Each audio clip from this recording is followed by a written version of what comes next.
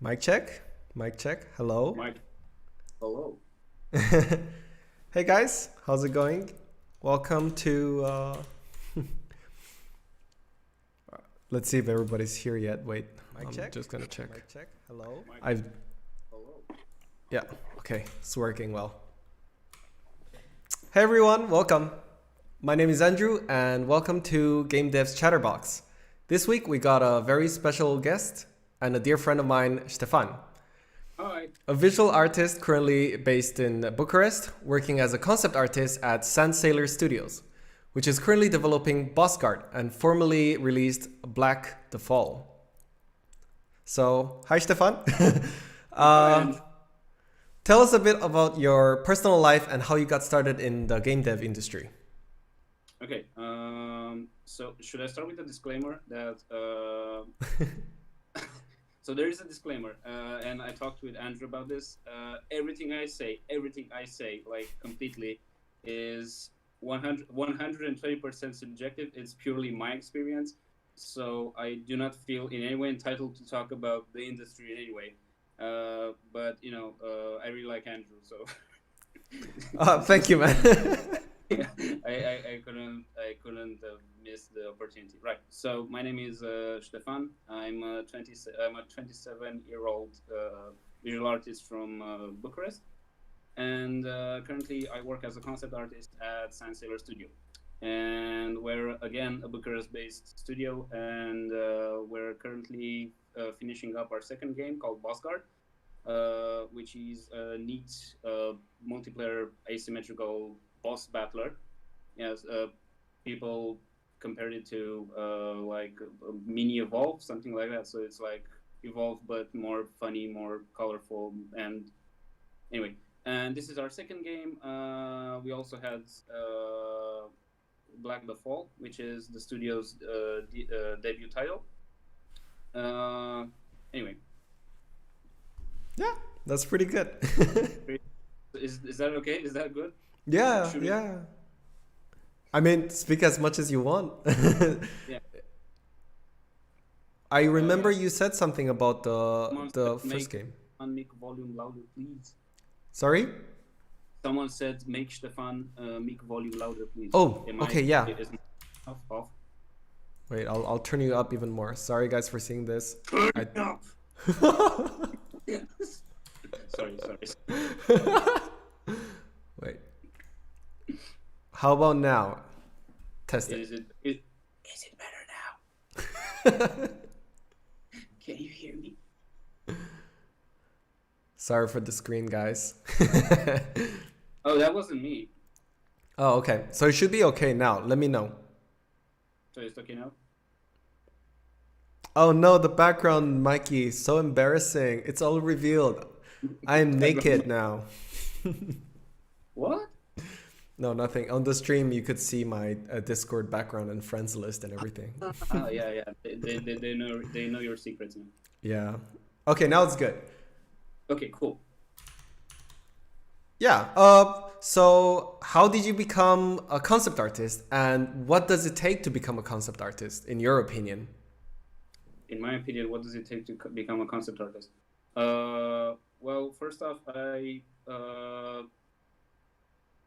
kind of always wanted to be a concept artist, but the way I became one was kind of by chance. Okay. I was just finishing up with my last job. I used to work in an ad agency, and I was unemployed. And my friend and former like studio mate from my year from my art school, Christy, he called me up and said they have this project that he thinks I might fit in, and if I would be interested to do this. So we met up. He told me about the project, and I was in. It kind of just happened like that. I didn't really plan it, so it was actually during a period when I said I just wanted like a couple of months off to do my own stuff and my own work. So it just happened. From my point of view, knowing people and basically uh, networking is Yeah. really good. So the more people you know, the higher your chances are to become what you want. Uh, yeah, so it was by chance in my case.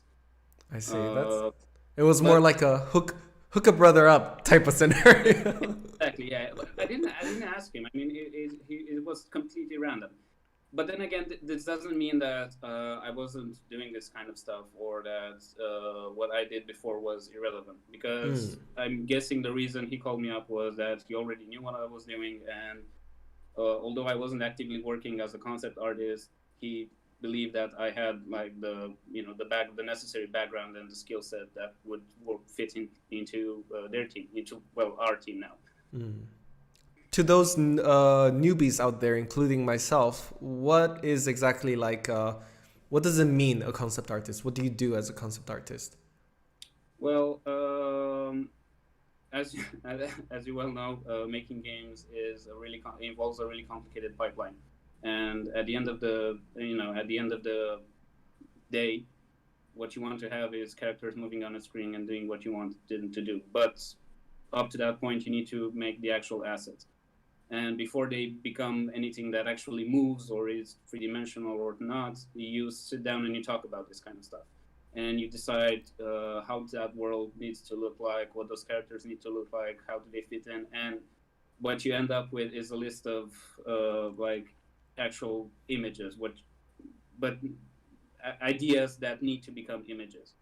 And Okay. what concept art means is that you actually uh, draw up concepts for what you've been discussing. So before anything, before like, eh, right, it's like we need to pitch visual ideas to the rest of the team, sort of. Like, okay, we want like a warrior that it has this beard and he looks like that and he's supposed to move like that. But before we actually invest resources, we want to see how that guy might look. So Hmm. this is the where you start actually drawing and coming up with all these versions and stuff like that. It's kind of like So a blueprint, right? exactly. We do blueprints for for the game. That's very Blueprints for cool. yeah, So it's and like the ideas are coming actually from you as a concept artist, right? I'm actually just the hand that draws up the ideas that have already been discussed. Mm. So I see.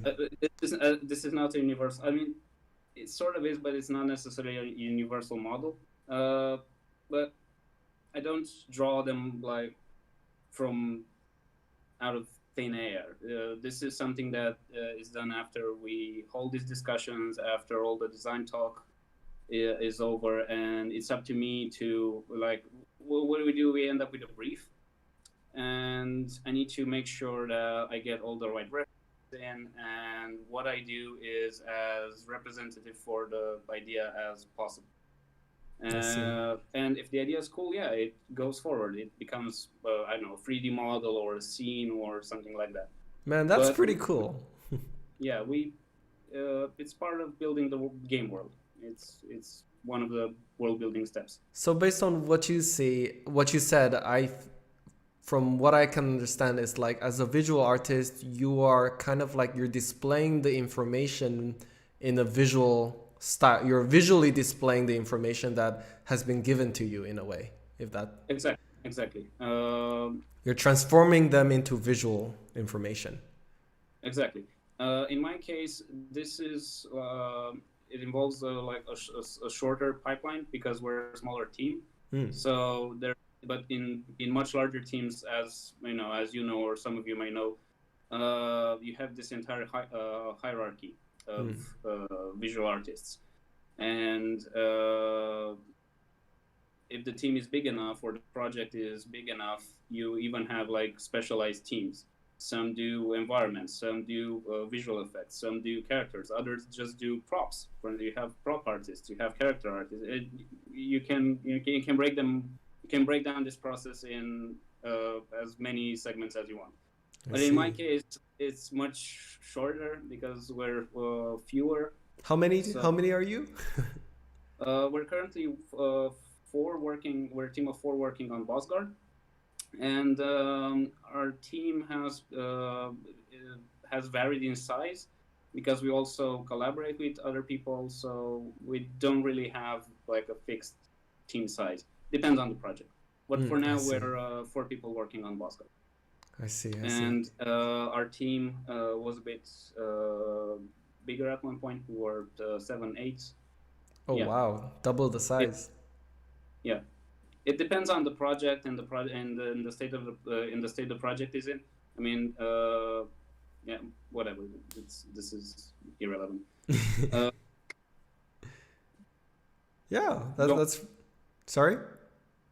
go on. Sorry, Oh I yeah, yeah. That's really cool. Like, I guess yeah. You sometimes you don't need everybody during the entire process of the, making a game. So at certain points you need someone, and then at other points you don't really need some anybody else once those things are uh, done. it's more like how some demands are constant. I mean, for instance, you always need a certain number of programmers. You always need a certain number of artists, or yes. Sometimes maybe you have like this short break in which you need reinforcement, so you bring in extra team members. Hmm. There are more specific tasks that I mean, a game might be developed in 1 to 10 years, but the tasks, well, those won't be 10-year long tasks. You might have Yeah. a 10-year long project, but certain tasks can be done in half a year. So you don't actually need that team size for 10 years straight. That makes sense to me. Yeah, fair enough. That's pretty cool. Um, so now onto a more personal question. What is your favorite? What is the favorite thing that? Sorry, what is your favorite thing about the job that you do? My favorite thing about my job. Yeah. It's actually one of the first experiences I had in at the studio. Uh, uh, when I first started working and I had my first character brief, I drew up all these characters, and the like the biggest impact. Uh, how should I put it?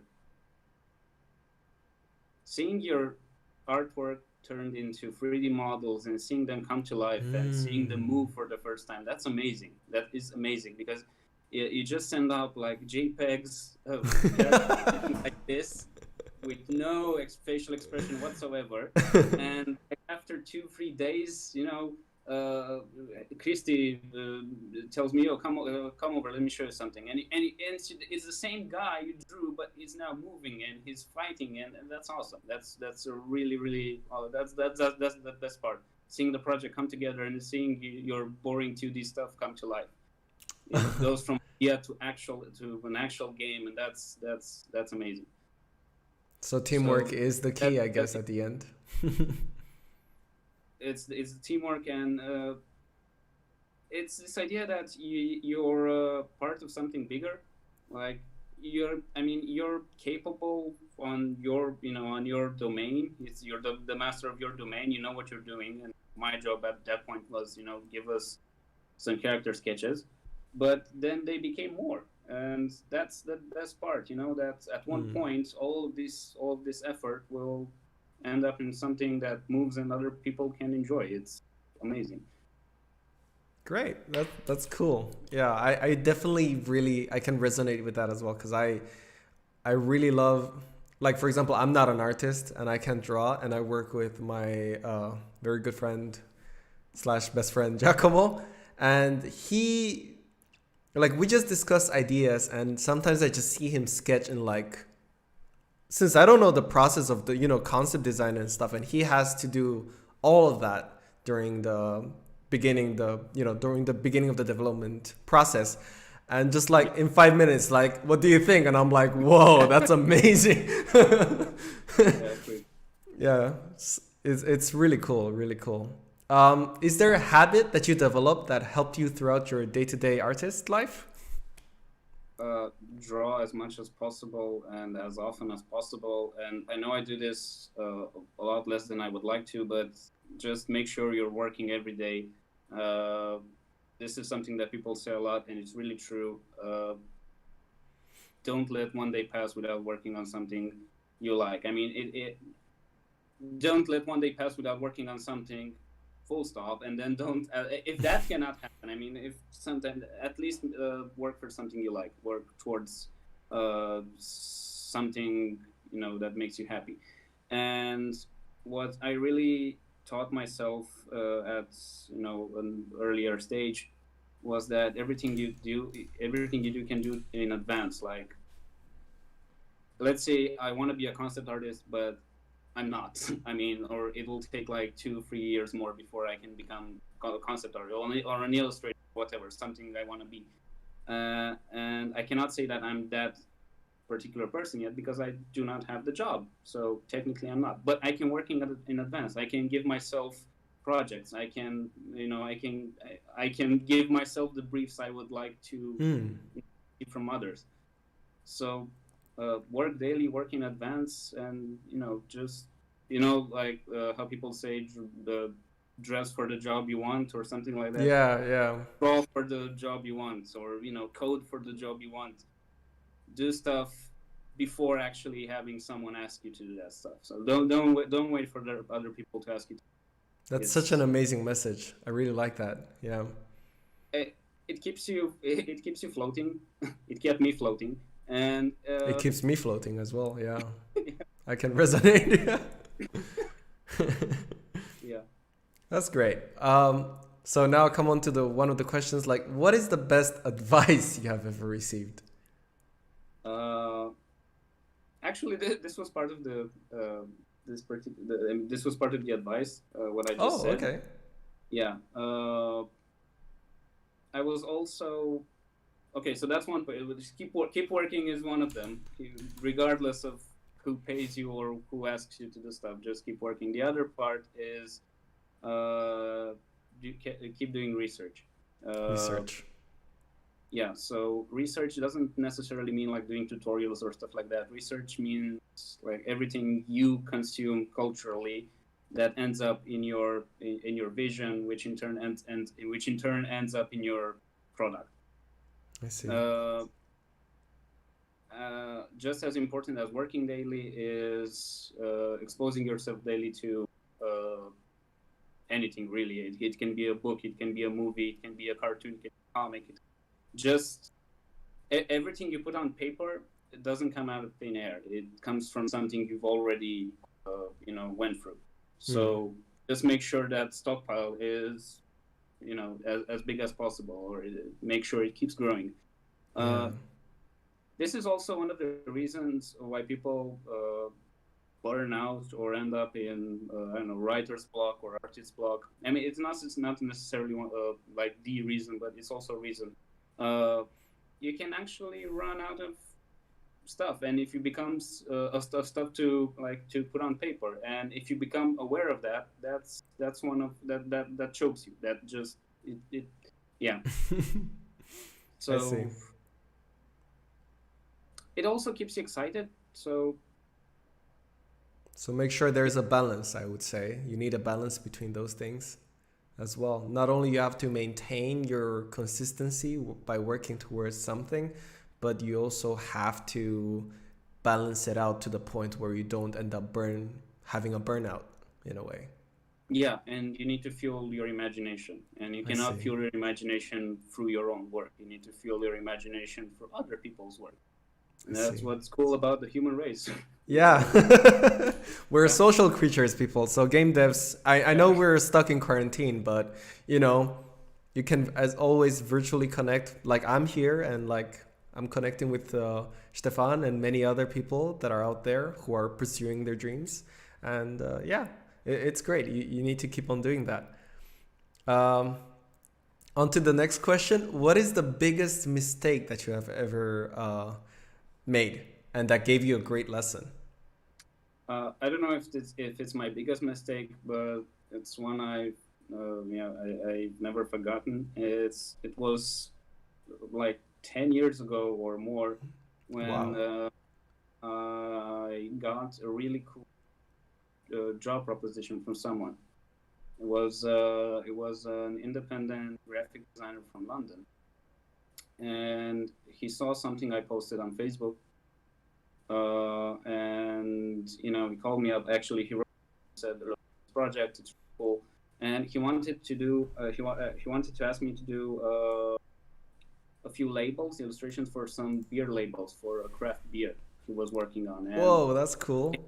and he decided to outsource that and find someone who would actually do some cool stuff. And he asked me, and that was amazing. But there's a but coming. What happened was that I was overly proud of this event, and I became so proud that someone, I was like, oh my god, I'm this age and someone asked me to do that. I'm so awesome. And I don't know why. I just felt like the job was already done, and I hadn't really. I didn't actually. I had a deadline to do work per se, though, and like 2 days before the deadline, I realized I didn't send this guy anything, and I just started. Again, out of pride, I said, "Well, I can do this in like 2 days. I don't need 14 days to do this." So in 2 days, I sketched up some stuff, and I sent the guy, and he rejected it. He said, "Look, I thought things over. I don't think you're the guy." And that really bummed me out, and it was fully my mistake. It was fully my mistake because and this is a mistake I keep doing. Actually, I keep making on maybe not on that level, but I keep doing that. Getting the job doesn't mean. I mean that's it. That's just because someone asks you to do stuff doesn't mean it's done. You still need to prove your worth. Yeah. Yeah, that was a mistake I made back then. And he didn't. I offered to like send you stuff and say, okay, maybe I can send you other stuff. Maybe I can do something like this or like that. And he said, I'm sorry, maybe for another project. I mean, he hasn't called me up since. So I see. he also was offering a really good pay. I mean, really good pay. It was not a student project. Yeah, so that was a missed opportunity out of pride. So don't be like me. Be as humble as possible. I mean, But guys, Stefan is a very humble person based from what I know. No, I'm not. Without belittling. So you need to find a balance between being humble and belittling. So because you can also get there, and it's not okay. I see. That's great, man. Like, I mean, it's a great lesson to learn as well. I think I've encountered something similar, obviously not in the job position part because I've never got something like that. But yeah, so you need to be actually fully invested and not let it slip like that in a way. Yeah. If you ever get something, you need to be very grounded with your work and also with others people's work in order to, fully, I don't know, enhance yourself. I don't know. Yeah. Self-improve. Yeah. Well, I mean, thanks again. Thanks so much for this amazing Chatterbox session. It's a short one, but yeah. Tell us how we can connect with you, and is there any last piece of advice or guidance you'd like to give to the game devs or any artist out there? Well, in order, I have an Instagram. I have an Instagram account you can follow, or you can find me up there. It's called Snail Illustration, and I'm way more disorganized than I would like to be, but that's the best place to go and see what sort of stuff, what sort of things I do. You can also check out Bossgard because that's a project I'm currently working on as well. So you can check that up on Steam and on Facebook, and on Twitter as well. What was your other question? And do you have any last piece of advice or guidance to the game devs and artists that are out there who are just starting out, or keep working and always put your best work forward, and experiment as much as possible. This is something I see a lot of people saying, posting work and saying like, oh, I'm out of my comfort zone. but they're not actually out of their comfort zone. So, or the people like who are like drawing in, I don't know, pencil 24/7, and at one point they go from graphite to, I don't know, a blue pencil, and they say, "Oh, I'm so out of my comfort zone." You're not.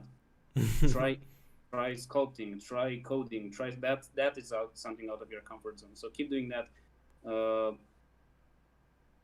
Keep experimenting, get out of your comfort zone, but at the same time, be aware of what your best work is and put that forward. I see. That's amazing insight. So everybody, if you hear that, note that down. I know I am. Because I think I need to step out of my bubble as well, because I've been probably stuck on doing the repeated things for one too many times.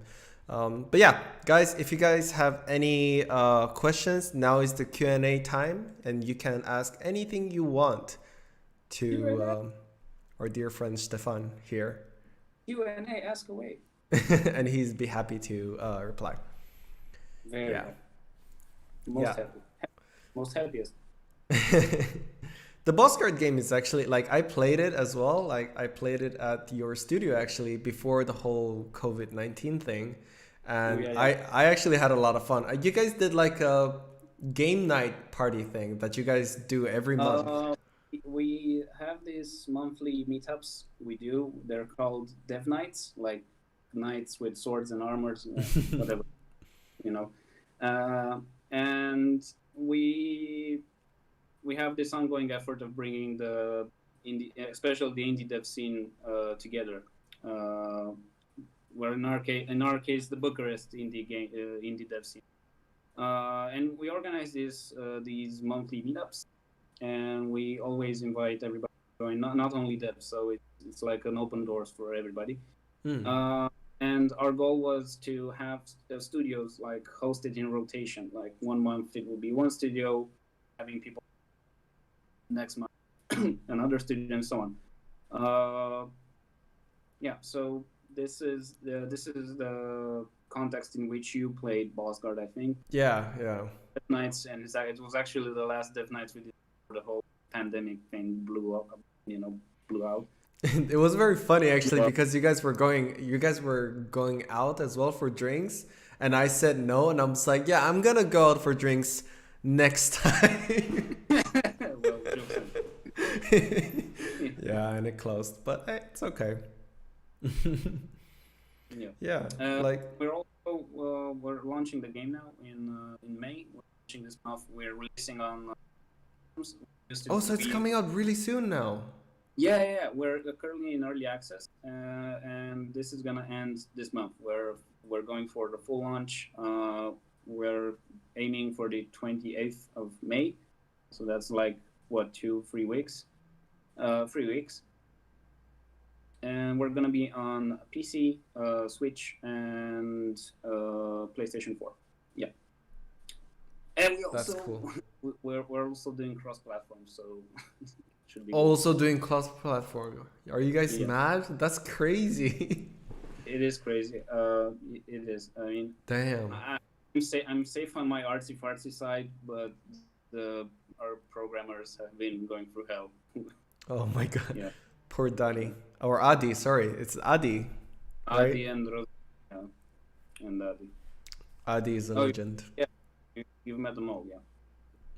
I know you and Adi best because we went for beer. Me, you, and Giacomo. Yeah. Hey, we have also I just saw Giacomo in. Yeah, very cool. Very, very cool indeed. But yeah, I don't see any questions, so I guess we could like end it here if you guys don't have any questions.